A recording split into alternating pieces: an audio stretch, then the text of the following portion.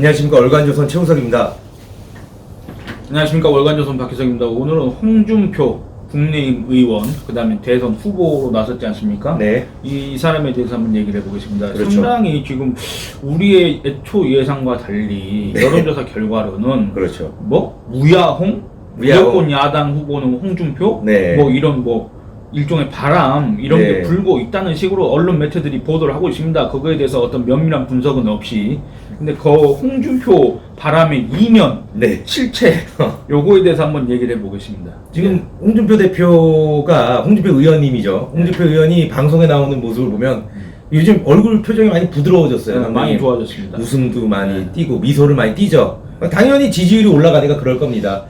제가 이제 박 기자랑 한 달 전쯤인가 이제 방송을 찍을 때 대선 주자들의 지지율에 대해서 이야기를 해봤는데 그때 당시만 해도 홍준표 의원의 지지율은 아주 대략 한 무의미한 5% 정도? 예, 많이 뭐, 나오면 5%, 네, 5% 정도에서 네. 저는 거기서 멈출 줄 알았는데 예상 외로 지금 아주 상승세를 타고 있습니다. 지금 뭐 여론조사마다 조금 차이가 있긴 그렇죠. 하겠지만 대략 홍준표 후보가 네. 여야 대선 주자 이렇게 적합도 조사를 하게 되면은 네. 대략 지금 한 15% 정도 지지율을 보이고 그렇죠. 있지 않습니까? 이낙연 후보를 제꼈죠. 원래 네, 3등, 3등까지는 원래 변함이 없었어요. 계속 1등 윤석열이나 이재명 지사가 이제 왔다 갔다 하고 3등이 이제 독보적으로 이낙연 전 총리가 3등을 계속 기록을 했는데 최근이죠, 최근 상황. 근데 최근에 이 홍준표 의원이 이낙연 전 총리를 제치고 3위를 기록했습니다.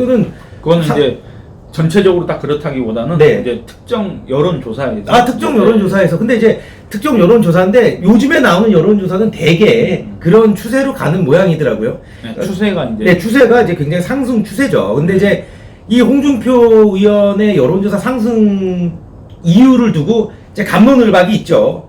홍준표 의원은 내가 호남 20대, 30대한테 아주 높은 인기를 얻어서 여기까지 올라왔다. 근데 한 가지 궁금한 거는 네. 이게 지지율이 올라가려고 한다면 네. 뭔가 이벤트가 있어야 됩니다. 계기가 있어야 됩니다. 계기가 있어야 네. 되죠. 네. 주목받는 계기. 네. 갑자기 그 지지율이 뭡니까? 홍준표 후보가 대선에 나오겠다고 한지 그리고 이 사람은 당연히 대선에 나올 것이다 네. 라고 우리 국민들이 예상한 지가 꽤 되지 않습니까? 그렇죠. 꽤 됐죠. 근데 지지율은 항상 그대로 있었지 않습니까? 네, 그렇죠. 근데 갑자기 이렇게 올라가려고 한다면 계기가 있어야 되는데 네. 제가 봤을 땐 그런 계기가 없다 그겁니다. 저는 이제 개인적으로 봤을 때 계기를 굳이 찾자면 몇 가지가 있는데 우선 뭐 가장 사람들이 얘기하는 게 이제 역선택인 거죠. 그러니까 그거는 홍준표 의원, 홍준표 후보 지지율 네. 상승의 요인이긴 한데 네. 그게 뭐라고 그래야 될까? 계기는 아니다. 홍준표 홍풍, 뭐, 홍풍, 붉은 바람, 바람. 네. 이런 거에 뭐 긍정적인 네. 요인은 아니지 않느냐. 그렇죠. 긍정적인 요인 아니죠. 근데 이제 긍정적인 요인을 굳이 찾자면 굳이 찾자면 우리가 원래 그 야당 대선 후보를 처음에 빅2로 봤죠. 윤석열 전 검찰총장과 최재형 전 감사원장이 두 명이 이렇게 좀 치열한 접전을 벌일 것이다라고 예상을 했는데 최재형 전 원장이 예상보다 지지율이 아주 낮아요. 반등을 못하고 있습니다. 그러니까 사람들은 원래 이제 경선이 성공을 해야 그 본선까지 경쟁력을 그 후보가 유지할 수 있고, 그리고 이제 사람들이 너무 뻔한 경기를 원하지 않아요. 그렇지 않습니까? 좀 이제 치고받고 좀 이렇게 만만해야 관심도 끌고 재밌을 텐데, 그런 사람들의 뭐라 그래야 되나, 욕망? 이런 게 이제 홍준표 의원한테 좀 간 것 같고요. 그리고 이제 홍준표 의원 같은 경우에는 저는 이건 굉장히 큰 장점이라고 보는데, 이 메시지가 옳고 그름을 떠나서 메시지가 확실합니다. 예를 들어 최근에 전자발찌 떼고 나와갖고 뭐 여성들을 그냥 묻지마 살인을 하고 잡힌 어떤 사람 있지 않습니까? 네. 걔가 이제 기자가 물어보니까 뭐라고 했습니까? 사람을 더 못 죽인 게 한이 된다. 네. 이렇게 하지 않았습니까? 얘기를. 그 분노를 일으켰죠, 국민들이. 근데 그때 홍준표 의원이 뭐라고 했습니까? 자기가 대통령 되면 사형시키겠다. 근데 그런 게 이제 소위 말하는 MZ세대라고 하죠. 밀레니엄 Z세대라고 하는데 그런 좀 젊은 세대들한테 좀 많이 통한 게 아닌가. 저는 이제 그런 생각을 합니다. 그러니까 홍준표 의원의 지지율이 지금 한 15% 정도가 나오는데 그 전에 5% 아니었습니까? 그럼 한 10% 정도가 증가했는데 이 10% 중에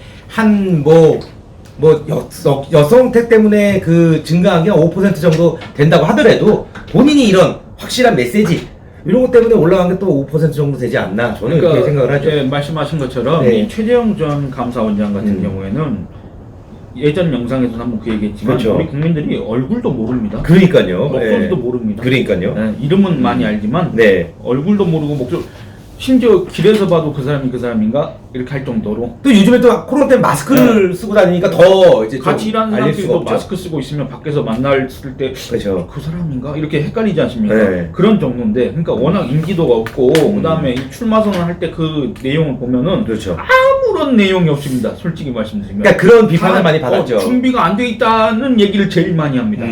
그러니까 이런 것들을 봤을 때 실망감 네, 이런 그렇죠. 것들이 그나마 기존에 있던 사람들한테 좀 옮겨갔을 수도 있는데 네.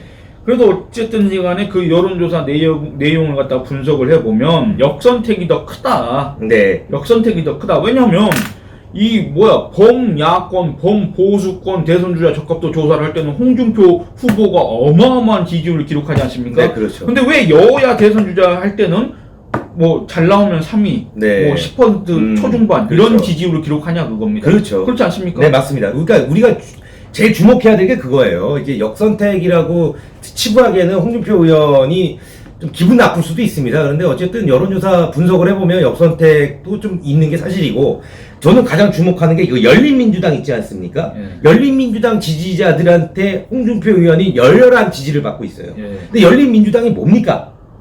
열린민주당이 그 야권 중에서도, 그러니까 여권 중에서도 문재인 대통령이, 그러니까 소위 말하는 대깨문이라고 불리는, 뭐 속된 말로 대깨문 네. 또는 빠 성향이 제일 강한 거 아닙니까? 네, 그러니까 그런 분들한테 홍준표 의원이 인기가 많은 거예요. 그러면 이 사람들은 대선 때 누구를 뽑겠습니까? 당연히 뭐 저쪽 후보를 네, 저쪽 후보를 뽑을 가능성이 높겠죠. 아니 높은 정도가 아니라 네. 거기는 거의 확실하다. 거의 종교적이지 않습니까? 예, 그렇기 때문에 그거 봤습니까? 조국 전 장관 차 닦아주는 거? 저는 그거 왁스 보고 세차 해주는 거? 네, 그게 좀 부럽더라고요. 예전에 어디 뭐 법원인가 검찰 갔을 때 네. 우리 장관님 차 막 이런 네, 거 닦았지 않습니까? 그때는 또 물티슈로 닦았는데 그게 좀 마음에 걸렸던 거의 모양이에요. 이제 그런 네. 어떤 아주 극렬 그렇죠. 지지층이 모여 있는 곳들에서 네. 야권 후보로 적합한 사람을 홍준표 네. 후보라고 지금 꼽고 있다는 거. 그러니까 열린민주당 지지자들 중에 70-80%가 네. 홍준표 의원을 야권 후보에 적합하다고 그리고 답변을 하고 있는 거죠. 한 가지 얘기하고 싶은 거는 뭐 홍준표 후보가 지금 뭐 호남에서 자기를 지지한다 이런 얘기하는데 정말 어이가 없습니다. 그런 얘기 들어보면. 그러니까 호남 출신이니까 잘 알잖아요. 또. 홍준표 후보가 1996년 총선을 통해서 정치권에 입문했지 않습니까? 네. 중간에 뭐 쉬던 시기도 있었지만은 네. 어쨌든 다 종합해보면 한 25년째 정치권에 있는 사람인데 네. 아무리 자기한테 유리한 아전 인수격 해석을 한다고 하더라도 네. 그런 얘기를 하면 되겠습니까? 호남이 어떻게 홍준표를 지지한다는 얘기를 할 수가 있습니까? 말도 안 되는 소리지. 그러니까 제 기억에 아마 호남에서 그 이제 보수 후보가 가장 표를 많이 받았던 게 박근혜 전 대통령이죠. 글쎄 그건 제가 기억 안 나는데 그러니까 아마 두 자리 숫자 10%가 넘어서 이명박 전 대통령도 두 자릿수를 기록했을 겁니다. 아, 그렇습니까? 전북인가? 그러니까 기본적으로 그때는 정말 뭐라 그럴까 이명박 전 대통령 같은 경우는 정말 승리를 누구나 다 예상할 수 있고 그렇죠. 박근혜 전 대통령 같은 경우에는 그게 있습니다. 박정희 전 대통령의 향수가 아무리 전라도라고 해도 호남이라고 해도 그렇죠. 옛날 좀 고연령 그쪽에서는 있지 않습니까? 그리고 네. 뭔가 박근혜 전 대통령에 대한 어떤 일종의 감정적인 뭐 애잔함 그런 뭐, 것들이 있습니다. 분명히 동정심 있죠. 네. 그렇기 때문에 그게 좀 지지율이 상대적으로 네. 옛날에 누굽니까? 이회창 네네. 전 대표, 네, 전 총재 총재 이런 사람들보다 높게 나온 거지. 네. 그거 말고는 아니 그러면 그렇게 호남이 지지를 했으면 지난번 대선 때 호남에서 홍준표 자유한국당 후보 얼마나 지지했습니까? 근데 이제 제 기억에 2%? 네, 그때는 이제 홍준표 의원은 그때 홍준표와 지금의 홍준표는 다르다. 아니 이렇게 얘기하죠. 상황이 다르다는 거죠. 그때는 상황이 뭐 다른데 난파선에서 지금은 야당 경선이기 때문에 네. 상황이 이런 상황이기 때문에 홍준표를 지금 적합하다고 얘기를 하는 거고 네. 본선에 들어가면은 여당 찍겠습니까? 야당 찍겠습니까? 그러니까요. 전라도가 맞습니다. 그러니까 이런 얘기는 정말 쓸데없는 얘기입니다. 그렇죠. 홍준표 후보든 그 누구든지 간에 자기 지지율에 대한 자신감이 있다고 한다면, 그리고 네. 앞으로 더 이거를 상승시킬 수 있는 자신감이 있다고 한다면, 우리 고정 지지층과 네. 전통적인 지지층과 그다음에 중도표 이런 것들을 어떻게 끌어올 수 있느냐, 이런 걸 얘기해야지 호남이 나를 지지하고 있다 이런 얘기를 해서는 아무런 쓸데가 없다. 네. 본선에서는 무용지물이다. 네. 이런 얘기를 하고 싶습니다. 맞습니다. 마지막으로 한 말씀만 좀 덧붙이자면, 이게 아마 제가 이런 말 하면 욕을 먹겠지만, 그 지금 여당에서 대세론을 형성하고 있는 이재명 경기지사. 예, 이재명 경기지사가 아주 이제 압도적으로 이제 초반에 승기를 잡았어요, 경선에서.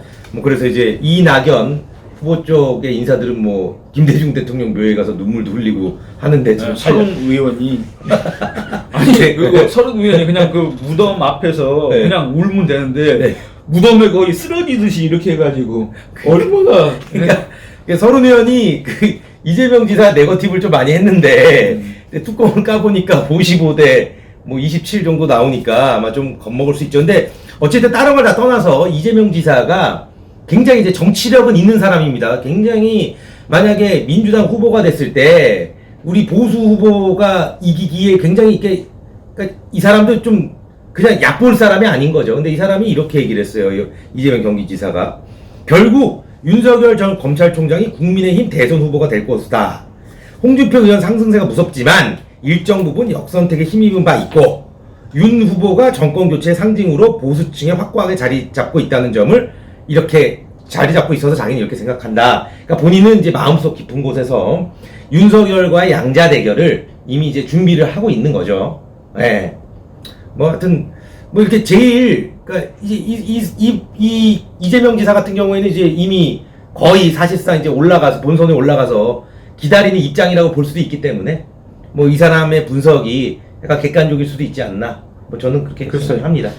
그 경기를 뛰는 선수들이 과연 객관적으로 분석을 하고 있을까? 그건 의문입니다. 아, 그렇습니까? 이렇게 얘기해서 그리고 뭐 일말의 가능성은 또 있는 게 네. 지금 이낙연 후보가 울었습니다. 네, 그 잘 안 우는 분인데. 광주에서 울었습니다. 네. 어떻게 바뀔지는 아직 알 수 없습니다. 아, 그렇습니다. 그렇습니다. 예. 호남에서 만약에 이게 이낙연 후보가 승리를 하게 될 경우에는 네. 또 그게 판세가 달라질 수가 있다. 네. 이런 얘기를 좀 한번 덧붙이고 싶습니다. 아, 맞습니다. 그렇다고 해서 제가 이낙연 지지자는 아닙니다. 그렇죠. 그 맨날 비판 많이 하셨잖아요. 네. 근데 울었을 때 엉엉 울었습니까? 대선 이제 고통고. 눈물을 머금고 네. 이 정도. 근데 사실 차이가 이제 너무 왜냐면 네. 이 엉엉 우는 것보다 눈물을 살짝 이렇게 흘려주는 게 네. 더 어떤 감정적 동요 보는 사람을 하면 그게 더 효과가 큽니다. 호남 분들도 많이 그 정치적 이렇게 나쁘게 표현하면 정치적일 수 있고 좋게 표현하면은 이제 현명한 선택을 하기 때문에 이번 이 뭐 남은 경선에서 이제 호남이 그 두 사람 중에 어떤 사람에게 표를 줄지 저도 참 궁금합니다. 예. 이번 시간을 여기서 맞춰야 되는데 박 기자가 하기로 했는데 이제 제가 그럼 할까요? 네. 네. 이번 시간 여기서 마치도록 하겠습니다. 예, 감사합니다. 감사합니다.